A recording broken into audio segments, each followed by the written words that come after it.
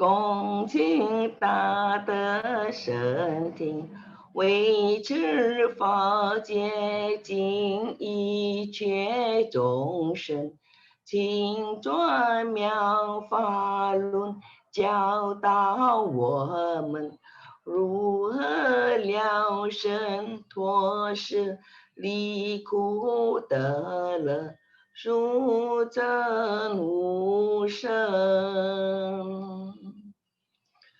Brother Shankar, with gratitude of compassion, for the sake of this assembly and all living beings, please turn the wonderful Dharma wheel to teach us how to leave suffering and attain bliss and birth and death and quickly realize non-birth. Namo tassa bhagavato arahato samma sambuddhassa. Homage to the blessed, noble, and perfectly enlightened one. Namo sadanto sucheto ye alahati san miao san puto che. 无上甚深微妙法，百千万劫难遭遇。我今见闻得受持，愿解如来真实义。Supreme and wondrous Dharma, subtle and profound, rarely is encountered, even in a billion eons. But now we see and hear it and accept it reverently. May we truly understand the Buddha's actual meaning. Buddhas, Bodhisattvas, Rebel Master, and all good friends, welcome to class number 36 on the Medicine Master Buddha Sutra. As with previous classes, we will begin by chanting the name of Medicine Master Buddha 7 times. So I'm going to invite everyone to join me in putting our palms together. Namo, quelling disasters, lengthening life, Medicine Master Buddha.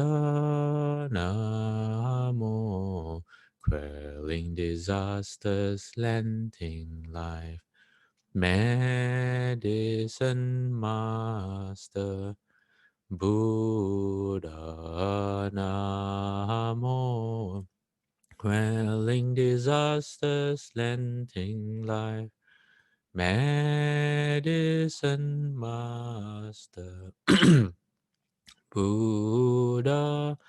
Namo, quelling disasters, lengthening life, Medicine Master Buddha. Namo, quelling disasters, lengthening life, Medicine Master Buddha. Namo, quelling disasters, lengthening life, Medicine Master Buddha. Namo, quelling disasters, lengthening life, Medicine Master Buddha. Medicine Master does come one. Medicine Master does come one. Medicine Master does come one. Medicine Master does come one. Hello everyone. Excuse me while I take a sip of water. I'm having a bit of a dry throat this morning. Excuse me.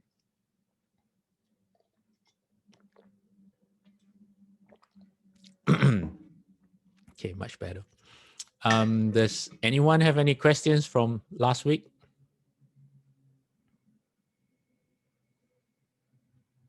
Waiting once, twice, no? Okay. So what we're going to do this week is we're going to continue with the Buddha's instructions from the Vimalakirti Sutra on how we can build our Buddha land. But first, before we go there, I received a question on WhatsApp, a clarification about about something that we discussed last week about how do we bring out the best in us. Okay, so how I like to explain that is that in Mahayana Bodhisattvas, they are able to regard all living beings as the commonly used phrase is their parents. That's just a way of saying that we have close affinities with people, or Bodhisattvas are able to see that because of the many lifetimes spent being reborn in samsara, you can't really find someone who does not have a close affinity with you before. So, because of their ability to bring forth compassion, great compassion, loving kindness, and because of their vows to save all living beings, and also because of their ability to see the karmic affinities that they have with living beings, and I'm sure there's a lot more to that list. What happens is that they are able to see, how you say, if you see someone and you realize that that person used to be either your parent or your child from a previous life or your grandparents from any category that fits into the kind of person that naturally brings out the best in you. So yesterday in our class, I have a different class on today's Sunday in Malaysia. So every Saturday in the afternoon, in the morning in Malaysia, uh, I have a class called "What Would Guan Do," and in that one of our someone asked a question. I think it was the same question. And so for that person who was a grandparent, they have grandchildren. So I guess looking at their grandchildren would bring out the best in them. They would be very patient. They would, how you say, spoil the grandchildren, but with love and kindness. And in their hearts, they would never, if they ever see their grandchildren in any form of affliction, excuse me, or suffering, their own hearts would feel pain, and they would try to do anything that they can so that their grandchildren will never suffer. So that's what I mean when I said last week about how do we how do we try to emulate the bodhisattvas, where bodhisattvas are able to see all living beings as their parents, is that look around in your relationships and figure out who brings out the best in you. It could be Shofu, it could be the Buddhas, it could be your teachers. The sutra usually gives, for example, in the essay Exhortation to Resolve Upon Bodhi, there are a few examples on how you can be filial, and that would be from the Buddhas, the Bodhisattvas, uh, teachers, parents, elders, anyone who, when you are with them, you don't want to do anything wrong. Not only you don't want to do anything wrong, but if you have your favorite, anything that you have that you really like, you happily want them to have it. You want to share with them, or you want them to own it instead of you. You're not selfish. You have a lot of patience with these people. You are at your best. So when you can figure out within yourself what relationships naturally bring out the best in you, then you start to investigate why. And if you are able to understand how you work, that means how it affects you, and slowly, like a bodhisattva, extend that to more and more living beings, to your neighbors, to your co-workers, to your friends, and then what we are talking about, which is, exploring right now, which is every time you go out, you're building your Buddha field, then you'll be building a pure Buddha field. And the people, and you'll be doing what it takes to help these people become pure themselves. I hope that helps. Okay. All right. Let's do a quick recap, um, summary of what we covered last week, because we covered quite a bit. So last week, I have two slides that covers last week. So the Buddha talked about sincerity. It says when when the Bodhisattva builds a Buddha lens, they build it based on sincerity. So all these lists that you see in front of you, in the ones in that are colored orange, if you are going to build a house, what you need? You need concrete, you need bricks, depending on where you're from. You might need wood, you need paint, you need what they call rebar, the rebar, the iron bars that you put in concrete when you pour concrete, so that the concrete doesn't, it reinforces and strengthens the concrete, so it keeps its shape without breaking apart, because concrete can be brittle in large pieces. um, you need things to measure, you need things to cut. You have a line, there's a ancient but still used today.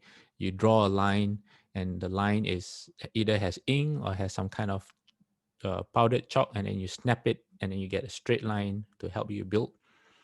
So building our Buddha land, we require a different set of skills, different set of tools. So these are the tools. So what are the tools? It's sincerity, it's a profound mind, and then you can look at on your screen, all these correspond to the different virtues in people. So sincerity corresponds to living beings who do not flatter and do not lie, they have a place to go to. A profound mind for living beings who are complete in merit. A mind or body, body meaning the wish to attain Buddhahood. You can also say it's Anuttara Samyak Sambodhi, which is for beings of the Mahayana. Charity for beings who are capable of giving up or doing great acts of generosity. Morality for beings who practice the 10 types of good. And I have a list of what the 10 types of good are for today's class. Last week, I didn't cover that, but today we have. Forbearance or patience for beings who have ornamented themselves with the 32 marks of a Buddha. And that's really interesting, because to get the 32 marks of a Buddha, as we've been finding out in most of our classes towards the end, what it takes to get the 32 major hallmarks of a Buddha. And so here it connects that to the virtue of having patience. And then exertion, meaning you apply yourself, um, you're not lazy, is for people who have energetically cultivate all the different types of merit. And then let me move to the next slide. The Buddha mentioned how meditation is important, because it's so that beings who control their minds and keep their minds from not being disturbed have a place to go to. You need wisdom as well for beings who have correct concentration. You need the 4 unlimited states of mind. What are they? They are sympathy can be read as loving kindness, and then there's compassion. Joy is empathetic joy, where empathetic joy I like to explain as is insurance, is happiness insurance. What is empathetic joy? Okay, empathetic joy prevents you from getting envy or being envious of other people, or from becoming jealous. So if you are full of empathetic joy, when you look at people and they are successful, they have things that you don't have, whenever they are happy, their happiness makes you happy. You're happy for them because they're happy. So that's empathetic joy. So it's like insurance for happiness. Either way, you're going to win. If you're happy already. And then if your neighbor buys a new car, even if it's the car that you always wanted, but you could never afford or anything, you get happy too, because you see them enjoying the new car. So that's empathetic joy. And equanimity is the smart part that keeps you on a as you do, as you have loving kindness or sympathy, as you have compassion, which is the wish that other beings do not suffer. Equanimity helps you stay grounded, so you don't fall too much into extreme states of emotion. So those are the four unlimited states of mind, also known as the four Brahma Viharas or the four abodes of the gods. Because if you want to get reborn in the heavens as a god, you need to develop these four. All gods are like that. That's how they behave. Then you have the four means of attraction. This is for beings who have been attracted through, it says here, emancipation. Basically, the Bodhisattvas practices of using kind words, of generosity. Let me see, I covered this last week. Let me see if my memory. Kind words, generosity. That one should be, you are not a hypocrite, meaning you practice what you preach. Whatever you tell people, you do the same.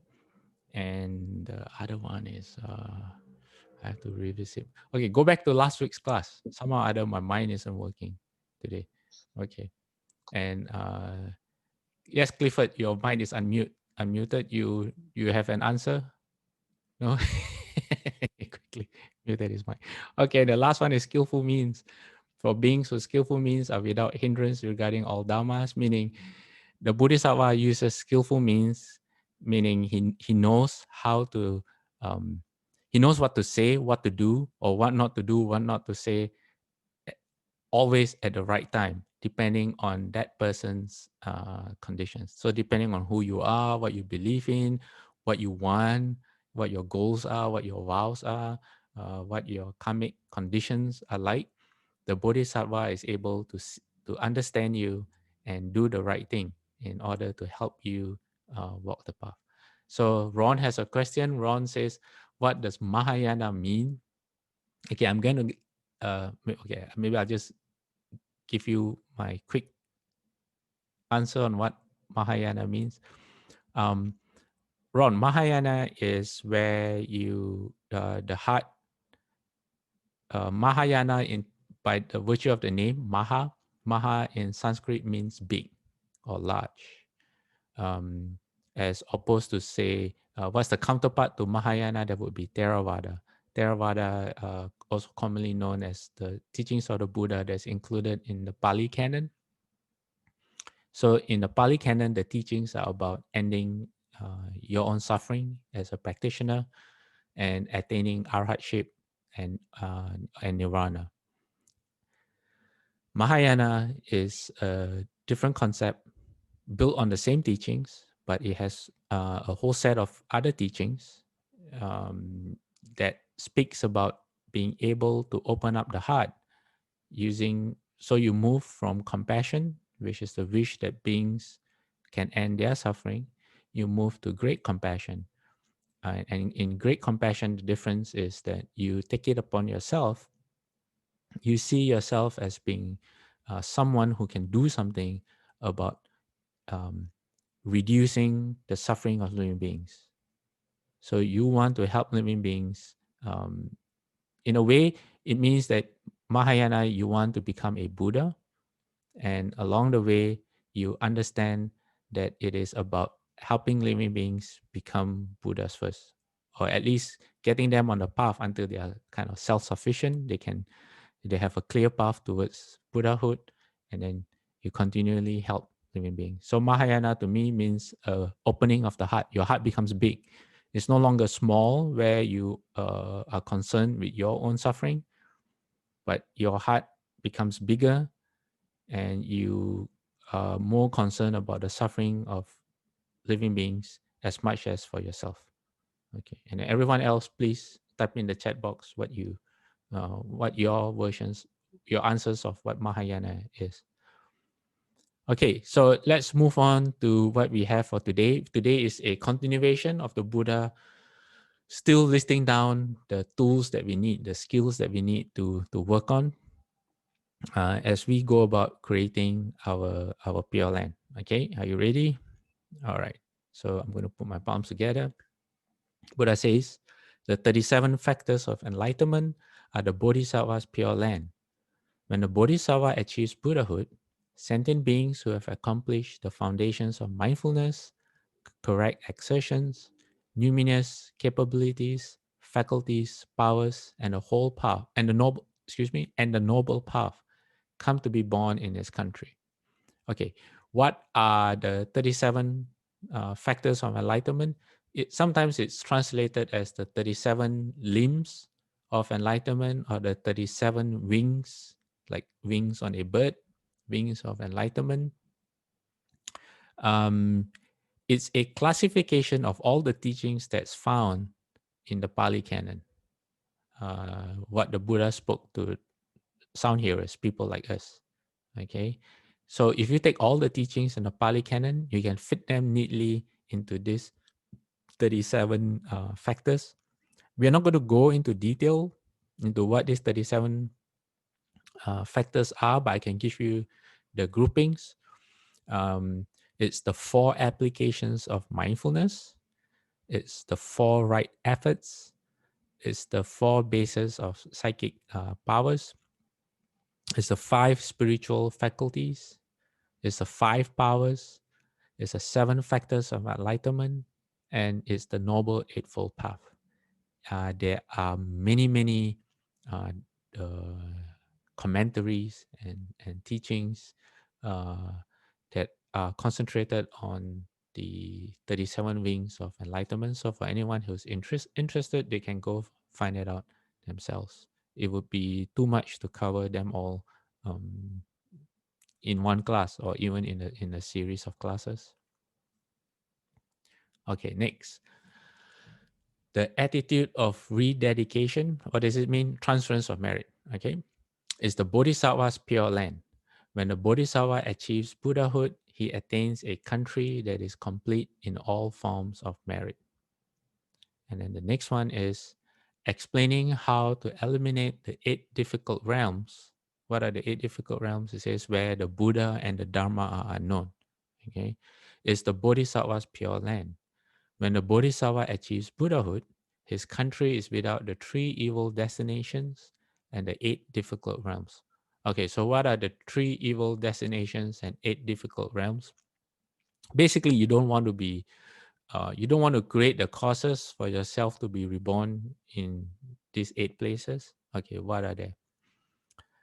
Number 1 is the hells, and I'm going to list all 8, and the first 3 are also the 3 evil destinations. So the 3 evil destinations are included in the list of 8 difficult realms. And again, it's called 8 difficult realms because when you are born there, when you exist there, you don't get to hear the Buddha or the Dharma at all. There's no, you ask people what are the Four Noble Truths, they look at you like, I don't know. Why? Because it doesn't exist in these places. So what are they? Being reborn in the hells, being reborn as a hungry ghost, and being reborn as an animal. Those are the 3 evil destinations. And then being reborn in the northern continent of Uttara Kuru. Okay. We are in I think the southern continent. Okay, I'm not sure. But we are in a continent called Jambu Ritpa. Okay. So there's a continent called Uttara Kuru. And this does not correspond to like the continents that you see on the world map. Okay, so don't try to draw comparisons based on that. In the continent of Uttara Kuru, life is so pleasant that there's no Dharma. You don't need the Dharma because there's no suffering, no afflictions, I think. So Uttara Kuru, you don't want to be born there. What is number 5? Being in deep meditation in the formless heavens. In those heavens, your mind is so still that you do not progress on the path. The mind just very, very still. There's no way to generate any wisdom. Okay. Number 6, being blind, deaf, and mute. Okay. You don't want to plan causes to be born blind, deaf, and mute, because then the Dharma is really hard to access. Okay. Number 7, a worldly, eloquent intellectual. That means you spend all your time exploring worldly dharmas, and you become really smart and really convinced that you know it all of everything in the world. There are some people like that, and they take great pride and joy in their knowledge of things in the world. You don't want that. I'm not saying that's not useful, or I'm not saying it's not saying don't go and learn things, but don't take that to be the ultimate. And then number 8 is in the intermediate period between the presence of one Buddha and the next. So basically, like right now, we are born after Shakyamuni Buddha's time, and Maitreya, uh, Bodhisattva has yet to come in this world to become a Buddha. So this is the time when you don't want to be reborn. However, if you are panicking, do not worry. Go read the Lotus Sutra where the Buddha said, "Hey, I'm still around. It's just that you can't see me." Okay. All right. Let's move on. All right. Maintaining one's own practice of the precepts without reviling the deficiencies of others is the Bodhisattva's pure land. When a Bodhisattva achieves Buddhahood, his country is without the names, or in other words, without even the words violation and prohibition. Okay. So Shufu, I remember reading Shufu saying that always concentrate on yourself. Don't don't be someone who likes to point out other people's faults. Um, it's okay. I can speak for other people, but at least for me, it's kind of like a natural tendency, a natural bad habit of mine. I remember when I first took the 5 precepts, then immediately everyone around me was wrong because they weren't they weren't observing the 5 precepts. And when I took the 8 precepts, I started noticing everyone else is not doing the 8 precepts. So Shufu says that's like a camera who can only take pictures of what's outside, but it lacks the ability to turn its focus inside and examine itself. So that's one reason why um, we in Mahayana the the precepts of monks and nuns are not made known to lay people. In Theravada, it's they don't have such how you say. Although Theravada monks and Mahayana monks share precepts that are almost identical, the differences are not worth speaking of, so they're almost identical. In Theravada, you can, as a layperson, you can easily find out what the precepts are for a lay-form person, but not in Mahayana. In Mahayana, we kind of keep it secret. So I remember speaking to Jin Kongshe, who is I think he was ordained, he's at CDTB, he's a tall Caucasian monk, and I remember him saying that he only found out what the precepts were for a monk after he got ordained as a monk. uh, in my case, we had classes to explain what the precepts were, so we found out, oh, this is what we are doing. These are the precepts that we're going to take. But in his case, it was so strict that he, he only found out the precepts. It's like a surprise. Once you decide you want to be a monk, you make your decision first, then you find out what you got yourself into after that. So that's an extreme case. Okay. Okay, let's move on. Okay. Next, the Buddha says, the 10 good deeds are the Bodhisattva's pure land. When a Bodhisattva achieves Buddhahood, sentient beings whose lifespans are not interrupted, who are very wealthy, who are chaste, whose words are truthful, who always use gentle language, who do not isolate themselves from their subordinates, and who are good at resolving disputes, whose words are always beneficial, who are not jealous, who are not prone to anger, and who have correct views. All these types of sentient beings come to be born in this country. So this whole list is listing out the type of person who follows the 10 good deeds. Okay, so the 10 goods, um, refers to the 10 good deeds.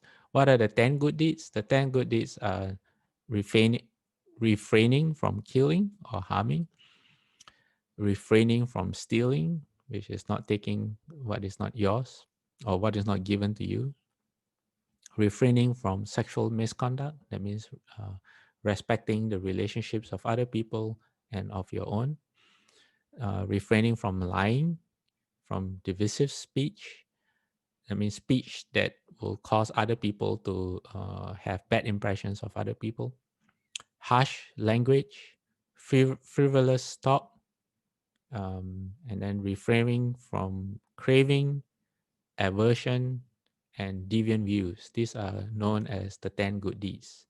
So how does the 10 good deeds play out? It's right on your screen. Um, what is someone with the behavior of the 10 good deeds? And then from here, I'm going also to explain what the 10 meritorious deeds are, because that was what I didn't cover in one of the slides from last week. So the 10 meritorious deeds are not very common. Um, uh, and it is known as what's number one, generosity. Number two, virtue or holding the precepts. Number three is meditation or concentration. Number four is respect and reverence to the triple jewel, to the Buddha, the Dharma, and the Sangha. Number five is helping others. Number six is transference of merit. Number seven is rejoicing in others' merit. So, rejoicing in others' merit is what we spoke about earlier as in empathetic joy. Okay, but this refers to merit. That means when other people do wholesome good deeds, you rejoice. Number eight is teaching the Dharma, or being able to share whatever experience or whatever you understand as wisdom, and being able to share that. Number nine is listening to the Dharma, which is what all of you are doing right now. So, congratulations, you are doing one of the 10 meritorious deeds already. And number 10 is correcting one's views. That's really important, because sometimes we tend to believe what we tend to hold on to what we believe, and we think that we are right. And the ability to be able to examine what you understand, how you understand it, and if you come across advice or something that counters that, and you find you're wrong and you can change your view, that is also known as one of the meritorious deeds. Okay. Okay, we have a question. Roy is asking, is there any difference between Bodhisattva, Pure Land, and Nirvana? Yes, there's a huge world of difference, Roy. You can look it up. It's not that difficult. What's difference between Pure Land and Nirvana? Too much to go into for today, Roy. But there's enough information available that you are able to figure that one out. Yeah. Basically, it's not the same. Okay. Pure Land and Nirvana are two very different things. Okay. All right. Okay, let's move on. So the Buddha continues to say, thus jewel accumulation, according to his sincerity, does the Bodhisattva generate his practice. According to his generation of practice, does he attain the profound mind. According to his profound mind, does he discipline his intention. According to the disciplining of his intention, does he practice in conformity with the teachings, with the teaching. According to his practice in conformance to the teaching, is he able to rededicate or transfer his merit. So what the Buddha is doing in this slide and in the next slide is he's giving the person who asked the question, which is the youth jewel accumulation, a mechanism of how all this is going to work. So the Buddha is laying down a step by step. Like, for example, if you want to build a house, first you need a foundation. But before you can have a foundation, you need to have a flat, stable piece of land. Before you can get a flat, stable piece of land, then you need to clear the land first. Before you can clear the land, you have to figure out Are there big trees on the land? Are there big rocks and boulders? And then from there, you figure out what um, kind of equipment or heavy machinery that you need to be able to do that, right? So the Buddha is laying out a series of how it's going to work. It's a mechanism on a step by step of what you need first before you can go to the second step. So in this slide, we can see that you need sincerity first. And then from being sincere, you can generate your practice or the will you want to the, uh, the resolve to practice. And then from being able to practice, you then are able to obtain a profound mind.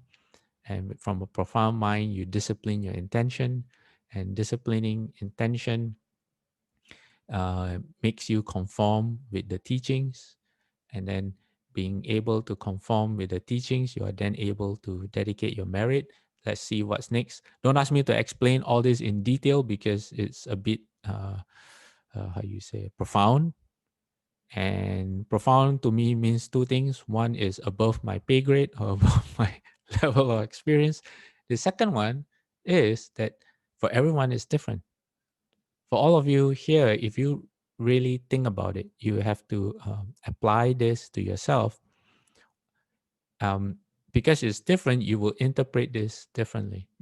And but because you're doing the work of applying the teachings of the Buddha to yourself, to your own mind, to your own experience in life, it becomes your Dharma, which no one else can explain for you.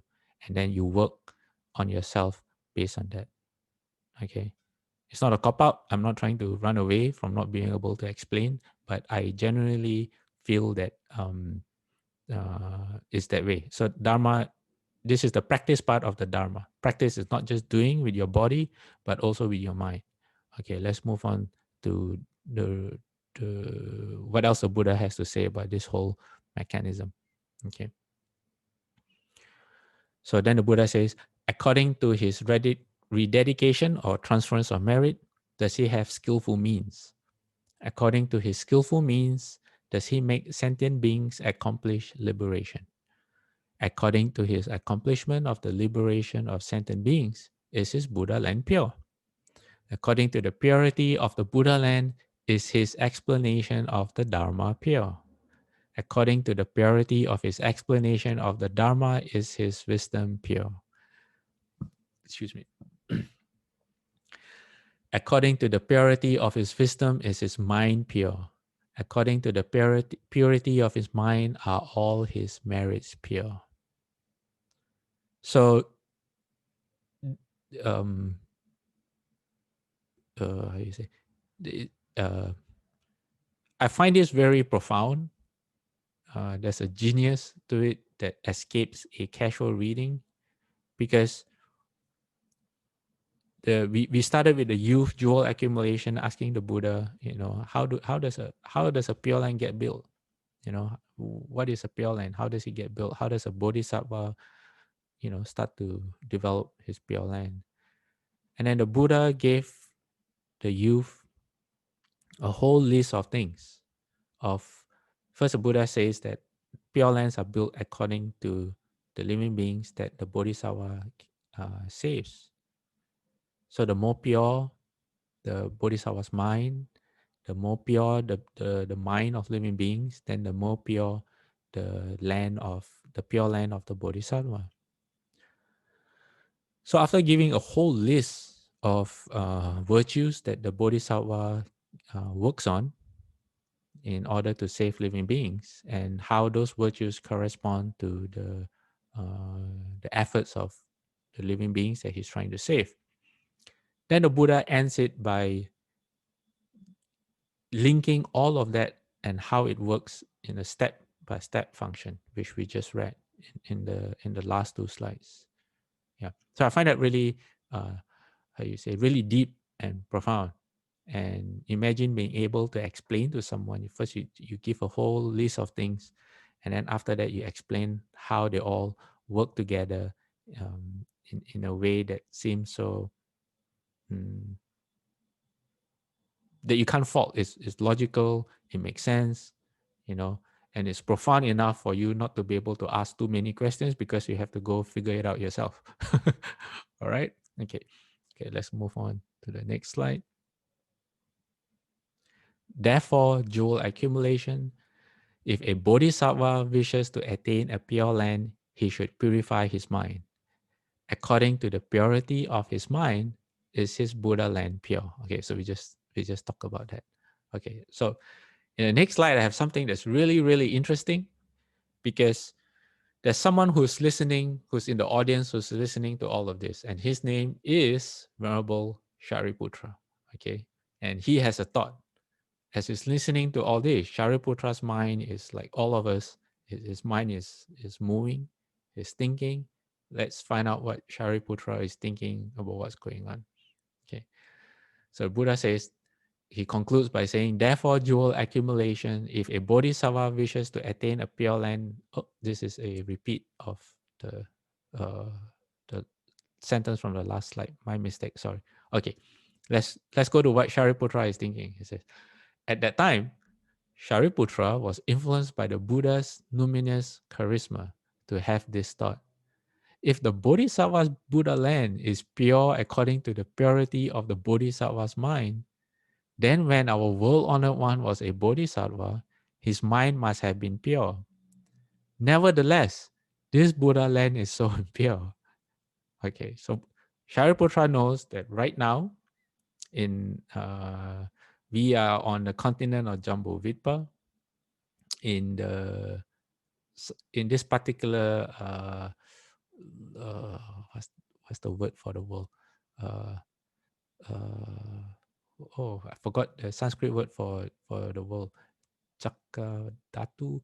Okay, anyway, we are in Shakyamuni Buddha's land. Okay, and we are actually in Shakyamuni Buddha's pure land. Shariputra has figured that out. So in his mind, he says that, okay, if the Bodhisattva's Buddha land is pure according to the purity of the Bodhisattva's mind, he says, by right, our world-honored one, which is Shakyamuni Buddha, his Shufu. When he was a Bodhisattva, his mind must have been pure. It has to be. Okay, if not, he wouldn't have become a Buddha. He says, but why is this Buddha land so impure? Because right now, if you look at this world, it's not the same as like what we know about Amitabha Buddha's pure land. Okay, we have the hell realm in this world, we have the animal realm, um, we have animals. Yeah. Okay, so let's move on to the next slide. Okay, so the Buddha knew what he was thinking and asked him, meaning Shariputra, says, what do you think?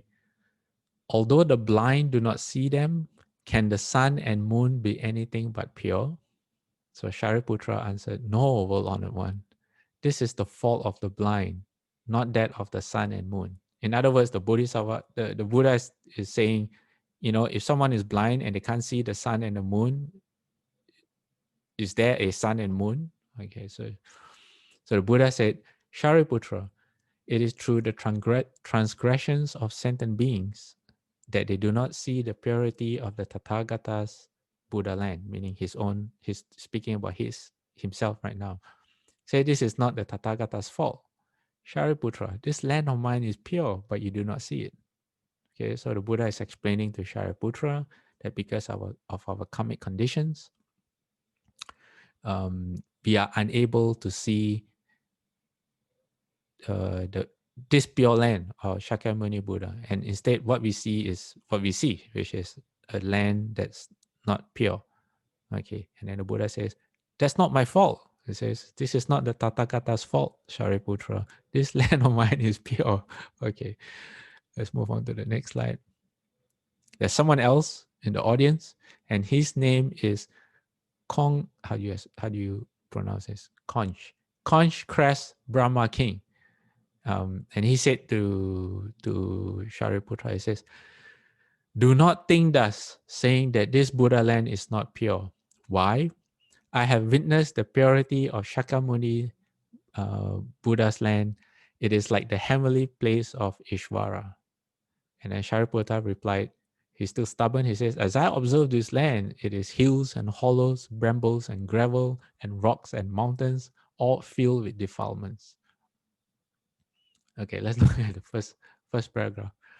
Um, this other person in the audience, which is a Brahma king, a heavenly being, he says, it says he's trying to reassure Shariputra, and he compares Shakyamuni, this pure land that we're in right now, okay, to the heavenly place of Ishvara. What is Ishvara? The Ishvara is also known as the heaven of controlling others, uh, sometimes referred to as emanations. So they are able to enjoy the blessings of the heavens below them. So the heavens below them, if I'm not mistaken, the heavenly beings, whatever they want, it materializes magically. So what this heaven above them can do is the living beings there can just take it for themselves, something like that. Okay, so they enjoy the blessings from the heavens below them. Their blessings is so good that they can do that. It's not that they don't have blessings, but their blessings is so great that they can just use blessings from other people. And this heaven is the most refined state in the desire realm. So if you look at all the heavens in the desire realm, um, the heaven of Ishvara is the most refined heaven that you can go to. However, it is still a tainted world because it's still within the desire realm, and it is where the Mara, the demon king, lives. Yeah. Okay. So if you want to look at based on desire, the best of the best sights, the best music, the best food, whatever it is that's the best is in this heaven. Okay, so that's why this Brahma king, uh, con, how I can't pronounce it, conch crest, is comparing Shakyamuni Buddha's Biolan to this heaven. But then Shariputra is saying, okay, you may be saying that, but as far as I'm concerned, that's not what I see. Okay, so I've realized that in the Pure Land, when they talk about hills and hollows, brambles, gravel, rocks, mountains, as compared to a Pure Land that is perfectly flat, it's actually referring to the mind, that the mind has no high or low. Okay, so, and this plays out actually in the next slide, which we have the reply of Conch Crest Brahma King, who says, Sir, meaning Shariputra, says your mind perceives high and low because you are not relying on the wisdom of the Buddha. Hence, you perceive this land as impure. Shariputra, the Bodhisattva is universally same in attitude regarding all sentient beings. The purity of his profound mind relies on the Buddha's wisdom and therefore is able to perceive the purity of this Buddha land. Okay, so he's trying to tell Shariputra that the fault lies in you. You still have, excuse me, your mind still discriminates. Your mind isn't purified yet. And therefore, the lens that you see through shows you an unpurified Buddha land. Okay, next slide. So at this time, at this point in the conversation, the Buddha pointed to the earth with his toe, and instantly the tri-mega kiliocosm was as if ornamented with 100,000 jewels. What's the tri-mega kiliocosm? I take that to mean the entire pure land of Shakyamuni Buddha. Okay, this entire world, Dharma realm. It was like the jewel ornamentation land with all its immeasurable merits of jewel ornament Buddha. So in this sutra, it compares Shakyamuni's actual appearance of this land that we are in right now to be the same as jewel ornament Buddha. And with a name like jewel ornament Buddha, it it's impressive. The entire great assembly exclaimed at this unprecedented event, and they all saw themselves sitting on many jeweled lotus flowers. Okay, next slide. The Buddha told Shariputra, you should now observe the purity of this Buddha land. And Shariputra finally says, "So it is, world honored one. Originally, I did not see it. Originally, I did not hear it. Now the purity of the Buddha's country is entirely apparent." So at this point, I have a question: and I'm not quite sure, like, what really changed? Did the Buddha transform the world, or did he alter the the perception of the the living beings in that audience? Um, yeah, I think that's something. If you're interested, you have to figure out yourself, because I don't quite have a definitive answer. But it doesn't really make a difference to practice as well. So it's just an interesting thing to know, to figure out. Not very helpful, maybe. Okay, so then the Buddha said to Shariputra, he says, "My Buddha country is always pure, like this. It is only so as to save inferior persons here that I manifest it as a defiled and impure land. It is like the many jeweled eating utensils used in common by the gods, the food in which is of different colors depending on their merits. Just so, Sariputra, if a person's mind is pure, he sees the merits and ornaments of this land." So the Buddha is using the experience in one of the heavens as a metaphor, as an example for Shariputra. I think because Shariputra has most likely visited the heaven before, it is said that in one of these heavens, there's a vessel that has food in it. And the gods just put in their hands, and whatever they take out is exactly what they want. Remember, I talked about the magic backpack? Was it last week or 2 weeks ago? I talked about the magic backpack. It in the heavens, it really exists. So the Buddha is saying the food of different colors depending on the merits, meaning whatever your conditions are, the food that you get is based on that. It's 100% suitable for you. It's like having your own private nutritionist, food stylist, chef, all working together to give you exactly what you need at that time.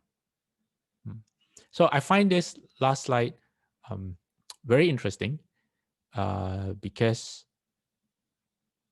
number one, we always say we want to be reborn in Amitabha Buddha's Pure Land. But right now, we are already in a Pure Land. Technically, we are in Shakyamuni Buddha's Pure Land. And my personal question to myself is, um,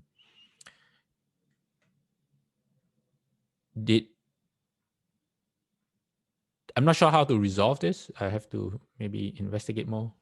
But it doesn't really have much to do with practice. So it's just, like I said, my last question is interesting to know. Did Shakyamuni Buddha manifest an impure land so that he can continue saving people like us who are not pure yet? Or like what he said, he says, "It is only so as to save inferior persons here that I manifest it as a defiled and impure land." What does that really mean? Yeah. That's a question that I do not have the answer to. If anyone has any ideas, you can type it into the chat box. Okay, and now what I'm going to do is we have 6 minutes left. Anyone has any questions?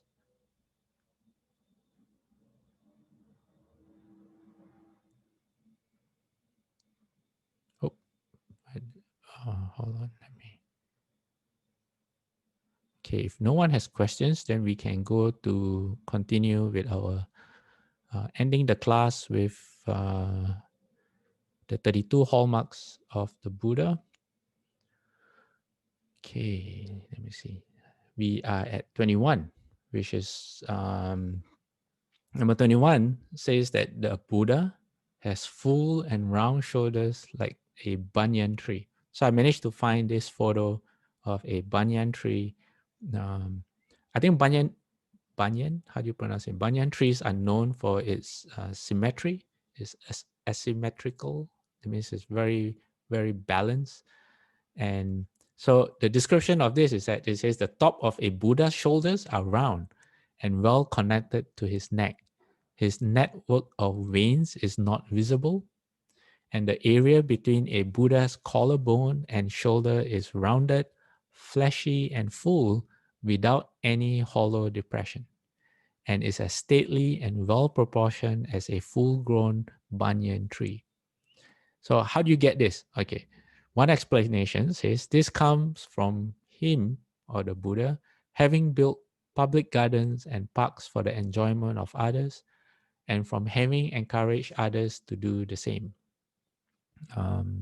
You all, what other things that you can do to obtain this hallmark is by giving praise and encouragement to others and having acknowledged any action or person worthy of praise. So you see someone doing something good, wholesome, you quickly let the person know that they're doing a good job. And another explanation attributes this to always helping people with medicine and giving nourishing foods. Yeah, so you really take care of people. Um, it is also said that because of this attribute, when the Buddha is standing, okay, without bending, he can touch and rub his knees with both hands. Okay, so all of you sitting down right now, I'm going to try this because I totally forgot about this. So the Buddha, when standing upright, okay, totally upright, without bending at all, he can touch and rub his knees with both hands. Okay, if any of you can do this, type it into the chat box and say, hey, you have like what you think is one hallmark of the Buddha. Okay, let's move on. We have time to do one more. Okay. Right? No, I'm not searching. Oh, wrong button. Okay. 22. Okay, this is two combined. Um, hallmark number 22 is having 40 teeth, and hallmark number 23 is the 40 teeth are all white, they're even and close. Okay, I think adults, regular adults, only have 32, right? Is that correct? We regular folks like us only have 32 teeth, and but the Buddha has 40. Yeah, and they're evenly distributed on. So the upper jaw has 20, and the lower jaw has 20 as well. They're not in balance. Yeah, and how you get this is uh, you do not have any divisive language at all. When you speak, you never ever try to create this harmony among people. And instead, what you do is you always strive towards unity and harmony among living beings. That's one. Okay. What's the other virtue that you have to develop to get 40 even white close teeth? No gaps in the teeth. Okay. No space for food to get stuck into. Okay. Is whenever he says this is for the Buddha, he says uh, the Buddha's own humility in listening to the advice of other Buddhas when they spoke to him. I'm not sure what this means. I think this is when the Buddha, as a Bodhisattva, yeah, it makes more sense. As on his journey as a Bodhisattva towards Buddhahood, he always listens to the teachings of his teachers. Okay. Let me see what else do my notes say. Mm, Okay, so harmonious speech, true words, and then no flattery.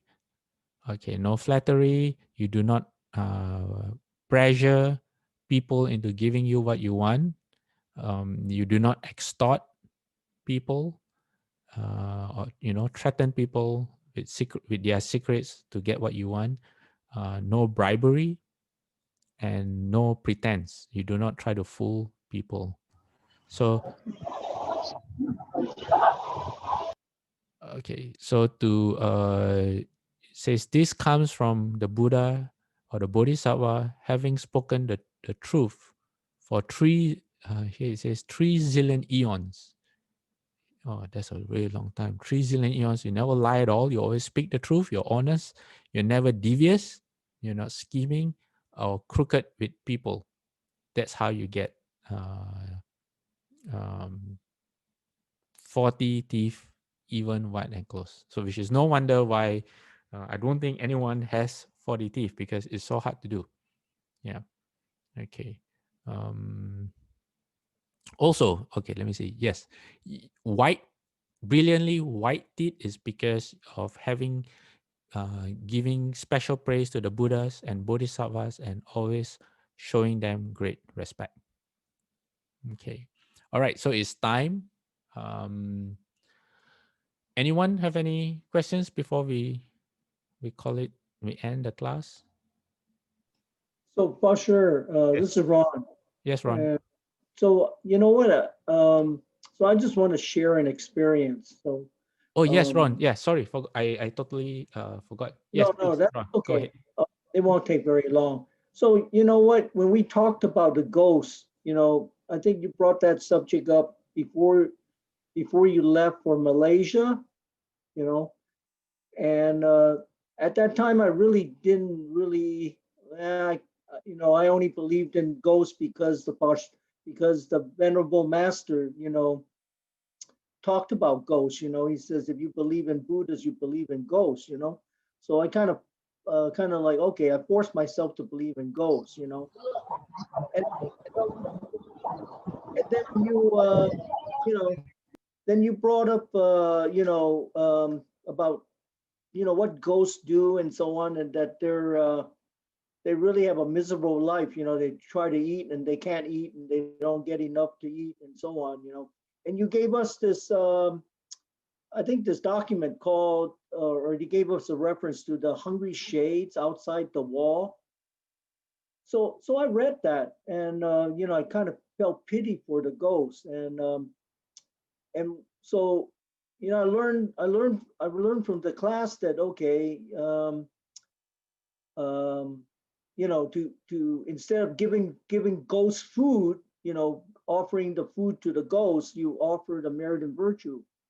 And until that time, I've never did a meal offering except in the temple. Okay, all I did, when I go and have lunch at the temple, they do meal offerings, and that's where I did the meal offerings. Then after hearing you talk about ghosts and so on, um, I decided to try it. You know, so one time I got some food, I put it up on my altar, and I said some things, and then I offered the food to the the Buddhas, okay, and the Sangha. And then what I did afterwards was to dedicate the merit and virtue from that universal food offering, meal offering, to the ghost. Not ghosts, not all ghosts, but to my relatives and ancestors, because you said that we always have ancestors, who are ghosts or something like that. I recalled one of your classes saying that. So I did that, and actually, after I did that, there was a real good feeling I got, from doing that. And then I did that for a couple of weeks, and I found that, well, I did, maybe I can, instead of me saying things that are, I ran out of things to say, basically. So I found that in the recitation handbook, there's a section on doing meal offerings, universal meal offerings, and I've been doing that. And when I'm not rushed, I do that almost every day.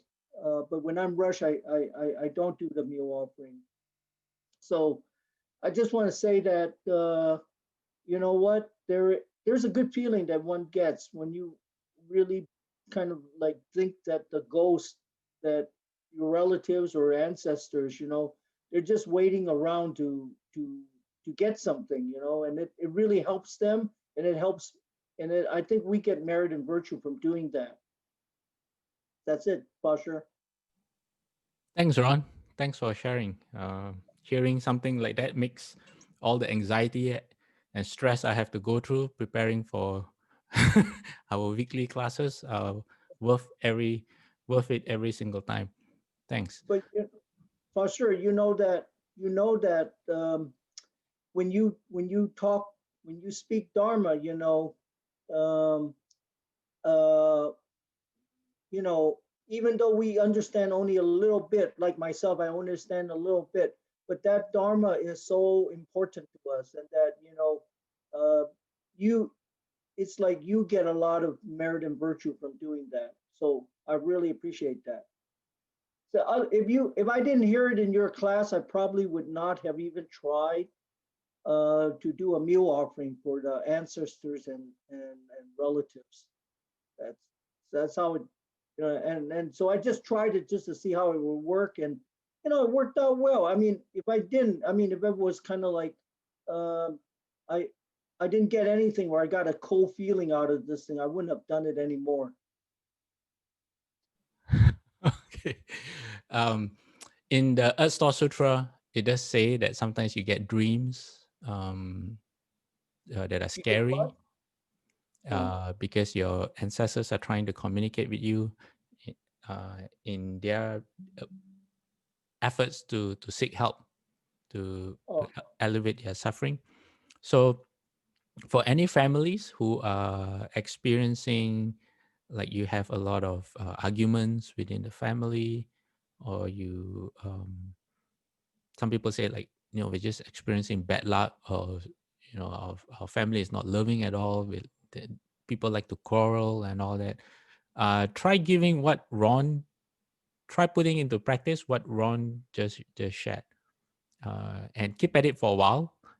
Even if you have like a cold feeling, just stick to it, maybe for a month or so, and see how it and see what happens. Okay, it might help, it might not help. Not sure, but what have you got to lose? Is a really good practice, and like Ron said, it makes you feel good because you're doing something wholesome. So thanks a lot, Ron, for sharing that. Let me share the slides to dedicate merit. Okay, and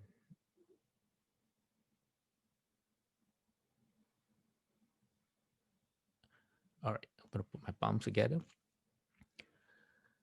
May every living being, our minds as one and radiant with light, share the fruits of peace with hearts of goodness, luminous and bright. If people hear and see how hands and hearts can find in giving unity, may their minds awake to great compassion, wisdom, and to joy. May kindness find reward. May all who sorrow leave their grief and pain. May this boundless light dispel the darkness of their endless night. Because our hearts are one, this world of pain turns into paradise. May all become compassionate and wise. May all become compassionate and wise. Okay, we're going to do 3 bows to the Buddha and then to Shufu.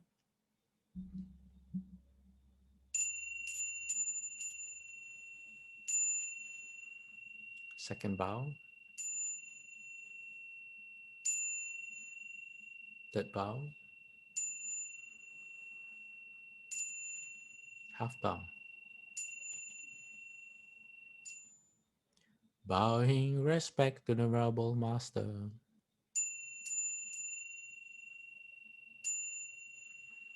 Second bow,